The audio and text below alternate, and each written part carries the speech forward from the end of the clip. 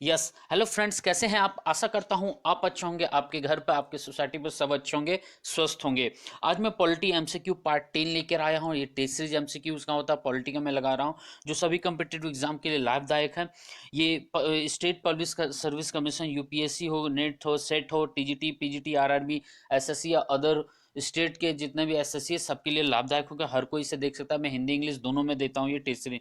ठीक है, चलिए तो मैं कुश कुमार स्वागत करता हूं आप लोगों का आप ही के इस यूट्यूब चैनल में, जिसका नाम है IQ अड्डा एंड इजीली। याद रखिएगा, ये न्यू चैनल है, तो इसको ग्रोथ कराना आप लोगों का मदद का बहुत जरूरत है। तो कृपया करके एक छोटा सा रिक्वेस्ट है, चैनल पर नए हैं तो लाइक शेयर कमेंट जरूर करिएगा, चैनल को सब्सक्राइब करके बेल आइकन दबाइएगा, ताकि मैं कभी भी क्लास लूँ तो आपको नोटिफिकेशन पहुंच ही जाए।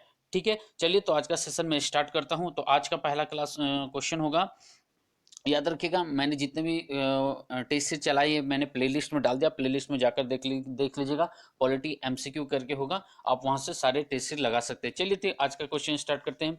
आज का पहला क्वेश्चन है, क्वेश्चन नंबर 91 कहता है, भारत में पार्टी प्रणाली की व्यवस्था किस प्रकार की है? तो आपके पास चार ऑप्शन है। पहला ऑप्शन कहता है एक दलीय, दूसरा ऑप्शन कहता है बहुदलीय, तीसरा ऑप्शन कहता है द्विदलीय, और चौथा कहता है इनमें से कोई नहीं।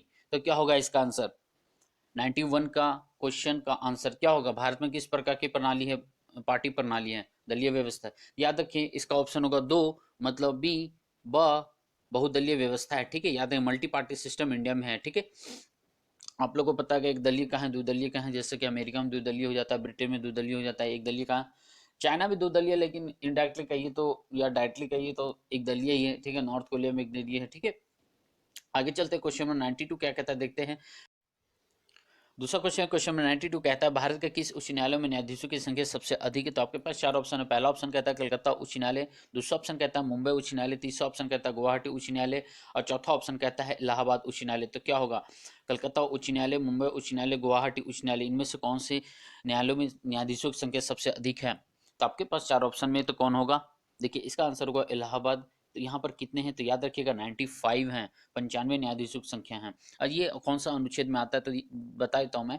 देखिए, अनुच्छेद 214 कहता है कि राज्य का एक उच्च न्यायालय होगा। जितने भी राज्य सभी के अपने एक उच्च न्यायालय होंगे। ठीक है, वर्तमान में कुल मिलाकर 25 उच्च न्यायालय हैं। ठीक है, करंट अफेयर के पॉइंट ऑफ व्यू से मैं बताऊं तो आंध्र प्रदेश के जो अमरावती उच्च न्यायालय है, ये हाल में बना हुआ है। ये कब बना था? तो 1 जनवरी 2019 से व्यवहार में आया था। ठीक है, अब बात होता है कलकत्ता उच्च न्यायालय में कितने न्यायाधीश है, तो उसमें अभी 63 उच्च न्यायालय है, 63 उच्च न्यायालय है। ठीक है, मुंबई में कितने तो 60 हैं, 63 न्यायाधीश है, सॉरी। ठीक है, मुंबई में 60 न्यायाधीश हैं, और गुवाहाटी में 27 है, इलाहाबाद में 95 न्यायाधीश है। ठीक है, आगे चलते हैं क्वेश्चन नंबर 93। आज का तीसरा क्वेश्चन कहता है सुमेलित करना है, तो फटाक से ना इसको सुमेलित करते हैं। ठीक है, तो ये राजस्थान का कहाँ जाएगा? ये भी उच्च न्यायालय से ही संबंधित है, आप ध्यान से देखिएगा तो आपको पता चल जाएगा। ठीक है, तो राजस्थान पहला में देता है राजस्थान, दूसरा कहता है उड़ीसा, तीसरा कहता है गुजरात, और चौथा है केरल। अब मैच करने के लिए एर्नाकुलम है, अहमदाबाद है, कटक है और जोधपुर है। तो एक का क्या जाएगा? देखिए, एक का जाएगा डी, जोधपुर। राजस्थान जोधपुर में पड़ता है, तो ए का डी। तो जहां जहां ए का डी नहीं है उसको एलिमिनेट करेंगे हम लोग। देखिए, एक नहीं होगा, कैंसिल होगा, बी नहीं होगा, कैंसिल होगा, डी भी नहीं होगा, कैंसिल होगा, तो आपके पास एक ही बचता है। डायरेक्ट आंसर आपको मिल गया ऑप्शन सी। तो राजस्थान का जाएगा ए का, ए जाएगा, डी जाएगा। दूसरे का उड़ीसा, उड़ीसा का कहाँ जाएगा? सी, कटक जाएगा। गुजरात उच्च न्यायालय अहमदाबाद, और केरल उच्च न्यायालय एर्नाकुलम। तो आपके ऑप्शन सी। ठीक है, एक का डी, दो का सी, तीन का बी, चार का ए। ठीक है, आगे चलते हैं क्वेश्चन नंबर 94 क्या कहता है देखते हैं। दल बदल विरोधी अधिनियम के अंतर्गत भारतीय संविधान के किसी सदस्य की योग्यता पर निर्णय करने का अधिकार किसको प्राप्त है? आपके पास चार ऑप्शन है। पहला ऑप्शन कहता है लोकसभा अध्यक्ष, दूसरा ऑप्शन कहता है सर्वोच्च न्यायालय, तीसरा ऑप्शन कहता है सभापति राज्यसभा के, और चौथा ऑप्शन कहता है राष्ट्रपति। तो इसका आंसर क्या होगा? दल बदल विरोधी अधिनियम के अंतर्गत भारतीय संविधान में किसी सदस्य की योग्यता पर निर्णय करने का अधिकार किसको प्राप्त है? तो इसका आंसर क्या होगा? देखिए, इसका आंसर होगा 94 का ए, लोकसभा अध्यक्ष।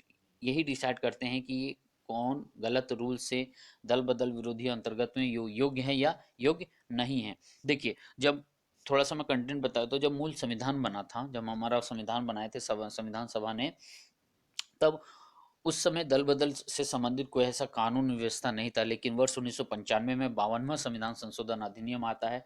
ठीक है, 1985 में, सॉरी, 1985 में 52वां संविधान संशोधन आता है।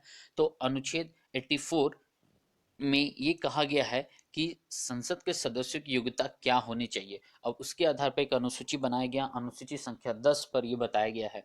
ठीक है, तो अनुसूची कौन सा है? 10वीं अनुसूची में दल बदल से संबंधित विवरण दिए गए हैं। ठीक है, आगे चलते हैं। क्वेश्चन नंबर 95 क्या कहता है, देखते हैं।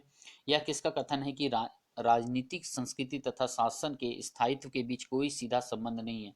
मतलब राजनीतिक संस्कृति और इसके शासन में कोई संबंध नहीं है।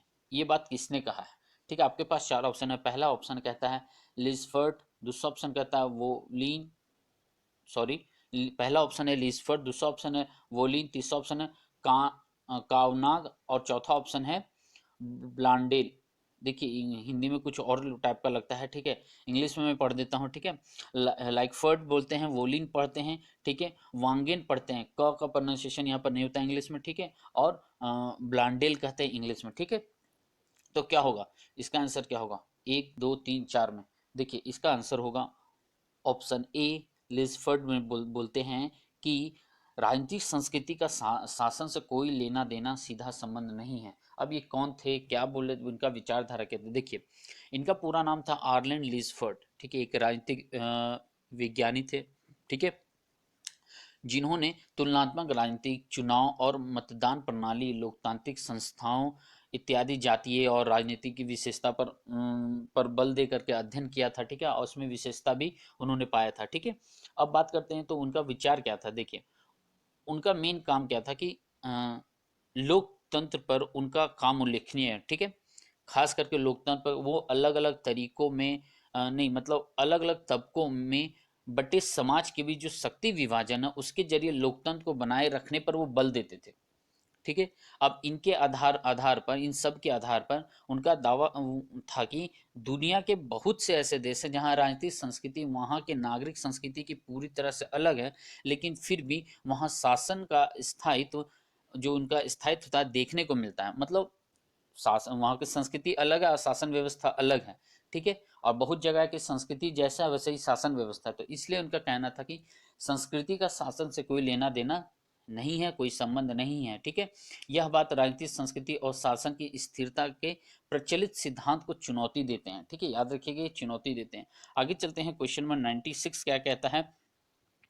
क्वेश्चन नंबर 96 कहता है निम्नलिखित में से कौन कौन से विचारक लोकतंत्र के अभिजनवादी विचारकों के समर्थक हैं? अभी कंटेंट आता अभिजनवादी होते क्या हैं, तो मैं बता मैं नीचे मैंने दे दिया है। चलिए जल्दी से मैं क्वेश्चन पहले डील करता हूँ, आगे देखते हैं। ठीक है, तो आपके पास चार ऑप्शन है। पहला ऑप्शन है पेरेटो, दूसरा ऑप्शन कहता है मोस्का, तीसरा ऑप्शन कहता है माइकल, चौथा ऑप्शन कहता है उपरोक्त सभी।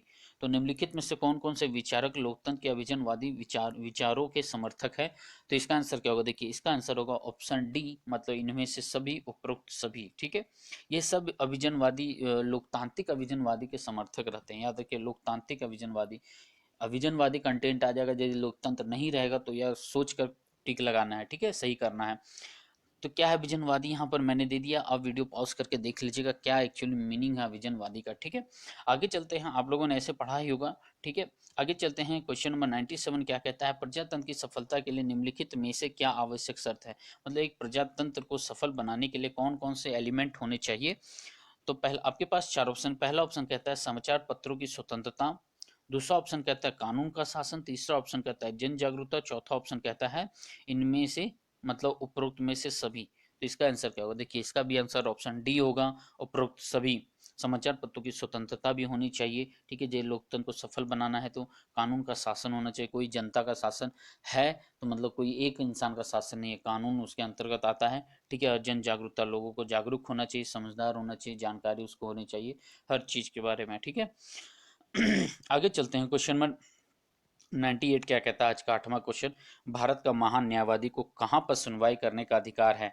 आपके पास चार ऑप्शन है। पहला ऑप्शन कहता है भारत के कोई भी विधि न्यायालय में, दूसरा ऑप्शन कहता है उच्चतम न्यायालय में, तीसरा ऑप्शन कहता है कोई भी उच्च न्यायालय में, और चौथा ऑप्शन है लोकसभा में। देखिए ये जितना इजी क्वेश्चन उतना ही टफ कर देता है, बहुत लोग गलती कर देते हैं इसमें। तो इसका आंसर क्या होगा?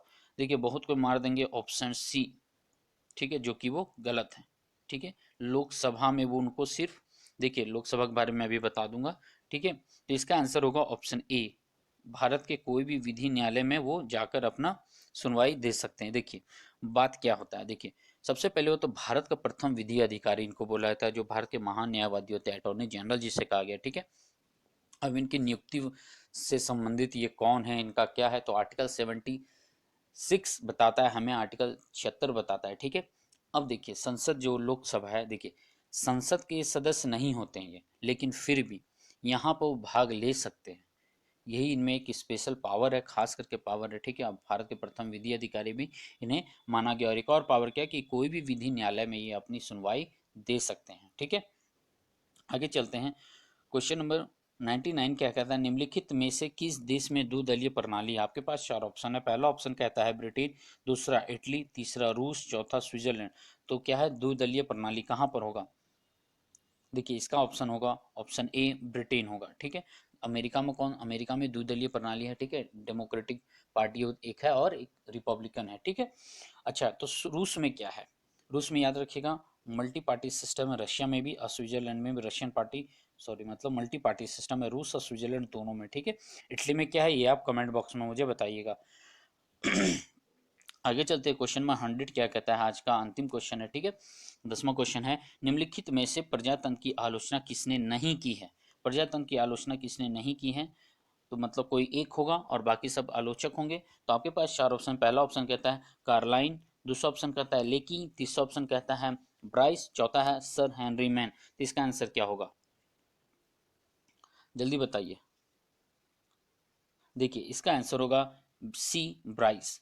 इन्होंने आलोचना नहीं किया लोकतंत्र का, लेकिन बाली कार्लाइल, बाकी जो है कार्लाइल, लेकी और सन हेनरी मैंने कहते। देखिए इन लोगों का मतलब ये पॉइंट ऑफ व्यू था कि लोकतंत्र में क्या होता है कि किसी ने बोल दिया भीड़तंत्र है, किसी ने बोल दिया अज्ञानियों का शासन व्यवस्था है, किसी ने कह दिया कि लोकतंत्र मतलब शक्ति के बल पर बनाया जा सकता है ना।